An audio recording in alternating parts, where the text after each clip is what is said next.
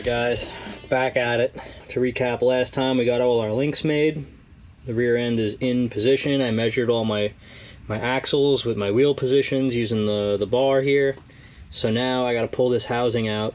I got to finish welding the inside of the brackets, and I got to tack on the bearing ends. This way when the axles come, I can slide them in, make sure everything's good, and then finish weld them, and then I can put the car down. So I'm going to pull this housing out now.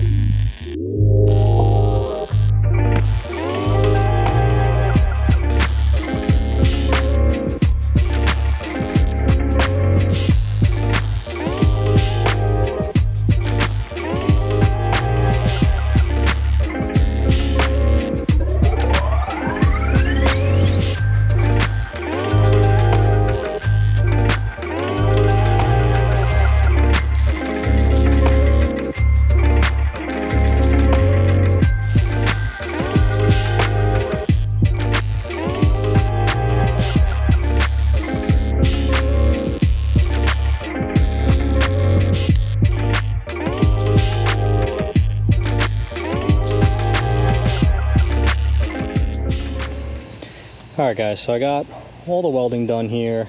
I got the brackets for the middle here welded in. So now what I need to do is I need to cut these tubes on either end to the right length. So I got some math here. So I got my axle lengths. That's the measurement from the wheel flange to the pinion. Then there's a brake offset, the housing end, the bearing end width.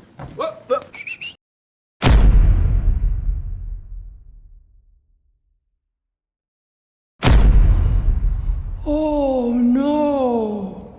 Oh no! Alright guys, so in case that last part wasn't very clear, what I was up to is this right here. We have some math on cutting these axle tubes to the right length. So when I was under the car, I got these measurements, which is basically from the pinion to the flange of the wheel. And from that, I need to remove the brake rotor, the brake offset, and the bearing end width, and then the result of that is what I cut the axle tubes to. That way when I weld on the bearing ends, it takes up that amount of space, the brake rotor has that amount of offset, and then the brake rotor itself puts my wheel flange where I want it to be. When I did this math, I don't know what happened. I had some sort of brain fart, and instead of 1.3 inches, I used 1.8 inches. And basically, I cut a ½ inch too much off both sides of the axle tubes. I ended up tacking on the bearing ends, and then I was looking at this video in my editing software, and I caught it. Throughout this project, I'm learning. I'm not a chassis guy. I'm not a professional. I'm just a guy in my garage. There were things that I did that I kind of wish would have been different or better that I learned throughout doing this whole project. And so what I decided to do was stop there, and I ended up building a whole new housing. So I'm putting a little quick time lapse of this housing up on the screen, but basically I've made a whole new deal, and this whole housing was completely TIG welded. So I feel a lot better about it. I made a couple changes. I made these brackets all be one piece instead of being two pieces. I like that better. TIG welding all of this together I felt like gave me a little bit better of a weld. It kind of sucks to have to spend the money to do this all over again, but I look at it as the cost of doing this over wasn't really that much, and it's still cheaper than if I were to buy this whole housing complete from a place. So that was kind of like my tuition to learn to do what I'm doing. So now that we're back where we were, I'm doing this math again so I can cut these housing ends off, and then I can re-tack on the bearing ends, weld them on, and then we'll be good to go. So I put this back under the car. I did it off camera. I made sure everything was in the right spot. All the measurements are all the same. I built it exactly the same. I just used a little bit, in my opinion, better welding method on it. So now I'm going to do some math. I'm going to mark these tubes, and I'm going to get them cut. This way I can clean them up, make them straight like I did on the other housing, and get the bearing ends on there really nice and square to the center section. So I'm going to get working on that. And then at that point, I'm just waiting on my axles to show up. And once my axles get here, then I can put everything together. I can press the bearings into the end of the axle tubes, and then I can actually put the axles and this in the car complete, and I can put the car down on the ground. So I really need to get going on this. So I'm going to start cutting these tubes and getting them ready for the bearing ends, and then I'll see you in a little bit.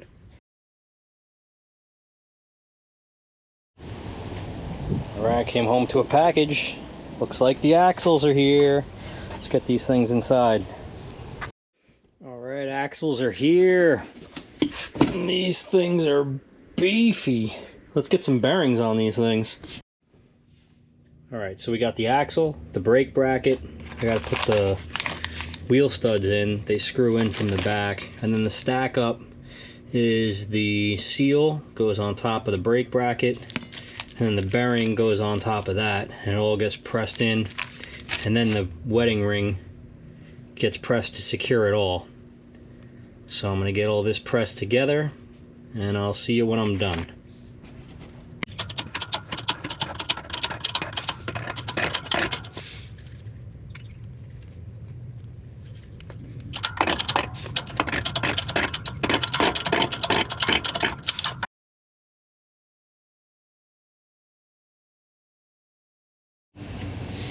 Alright guys, out here with the new housing, I got my ends with the spacers that I made for them, so that holds them directly in line with the center section. So I'm going to set these up, get a few tack welds on these, and we're going to bring it inside and use a TIG welder to make all these welds. So I'm just going to get these things set up. I'm going to throw a couple tacks on them, and we'll be good to go.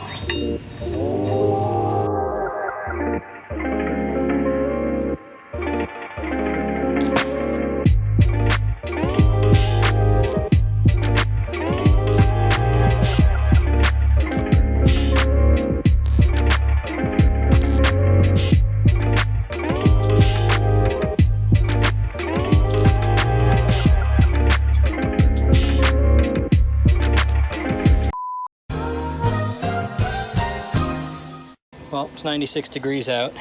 GoPro just shut off because it's too hot. But I got these tacked on, and they fit perfect. So, now I'm going to bring this inside, and I'm going to TIG weld all these on. But look at that fit. Nice. Alright guys, back on the GoPro. Got these ends tacked in place, and these pucks fit real nice in there. So now I'm going to start laying some beads. Get some TIG welds on here. Hopefully they don't move. We'll see. Here we go.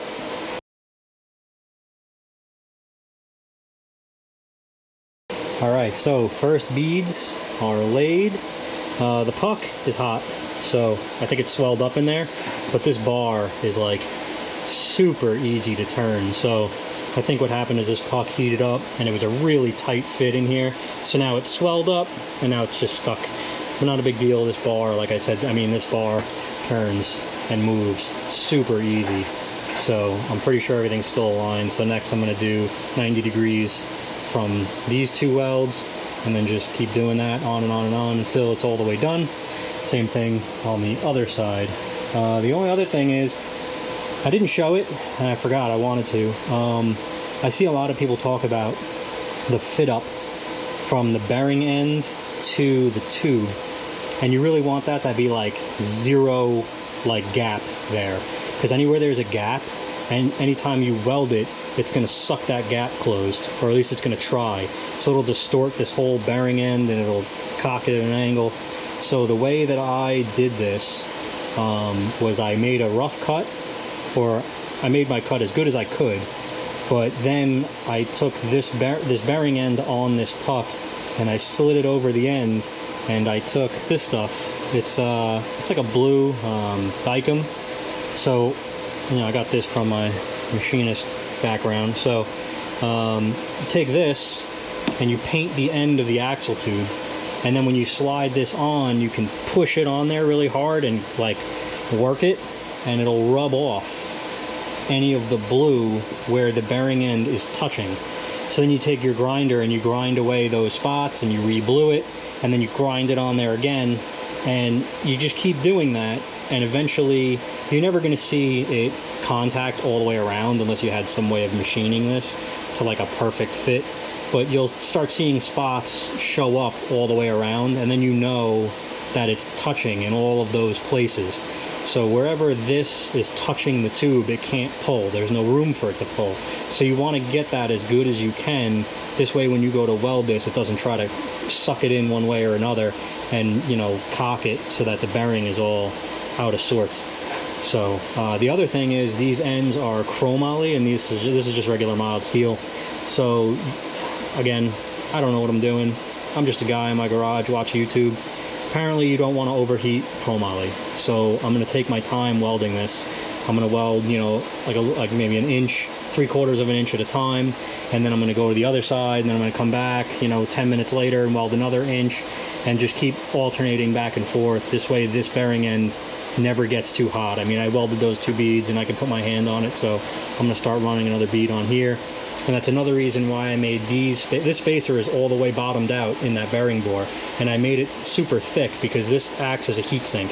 So as you're putting this weld in here, the heat has a place to go to, and it doesn't just completely saturate this part and cook the chromoly. Apparently, again, I don't really know what I'm doing. I'm not a chemist, but something about you can separate something out of the material and cause it to have stress fractures. I don't know, man. But anyway, so that's what I'm doing. That's why I made these stick out so far, and I'm just going to keep going welding this and make sure that this bar is still super easy to turn, which it is. So I'm going to put you guys back up top, and let's get the rest of this time lapse going.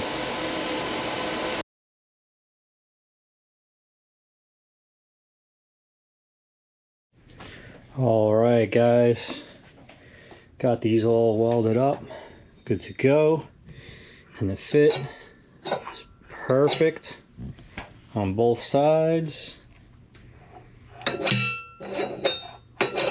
So we're good to go.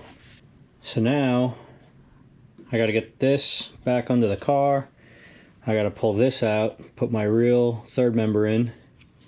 I can throw the axles in, and I can get it into the car. So we're going to go work on that.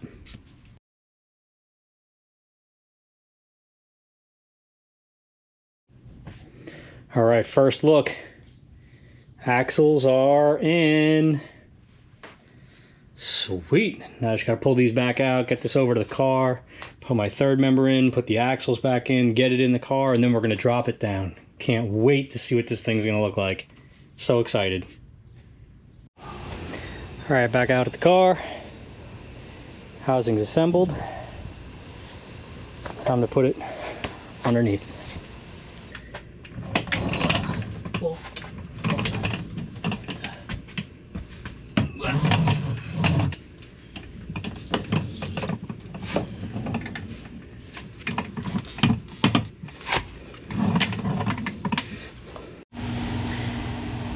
All right, so I gave this housing a little coat of paint.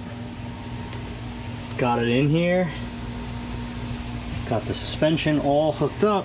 It's aligned, at least to the best that I can do it here.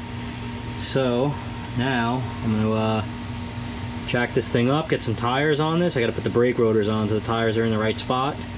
And then I'll be able to pull it out, show you guys what it looks like. I am so pumped. It's so close to being done.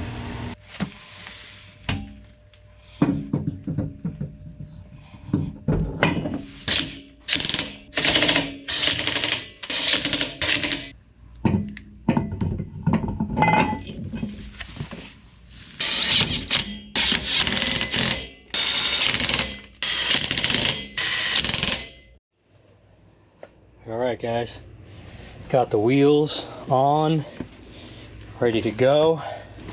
I'm going to jack this thing up and let it down for the first time on the new suspension.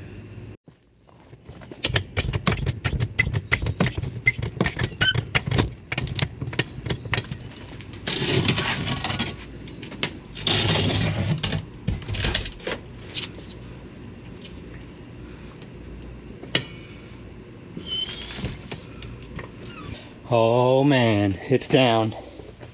It's down.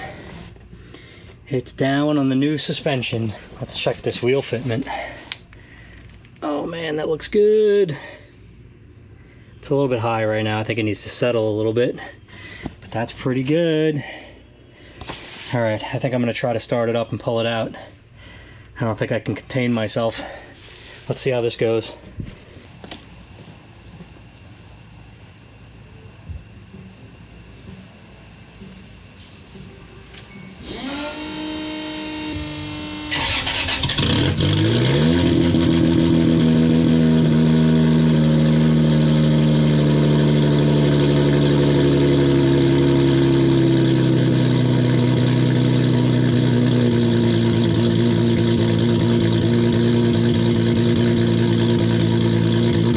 A few moments later.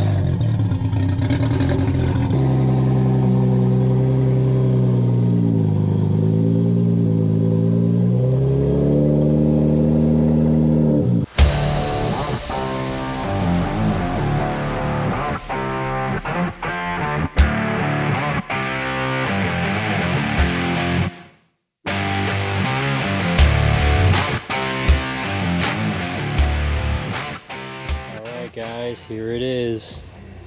It's on the ground. Super pumped. It fits awesome. Well, I'm gonna wrap this one up here. Next episode, we gotta work on these brakes. I gotta do something with my fuel pump because it's zip tied in, and I gotta start doing the interior work. But super happy with how this came out. And when you look at it from the back, you can barely see anything under there. Came out perfect. Well, like I said, I'm wrapping it up here. Thanks for watching. Come back next episode. Later.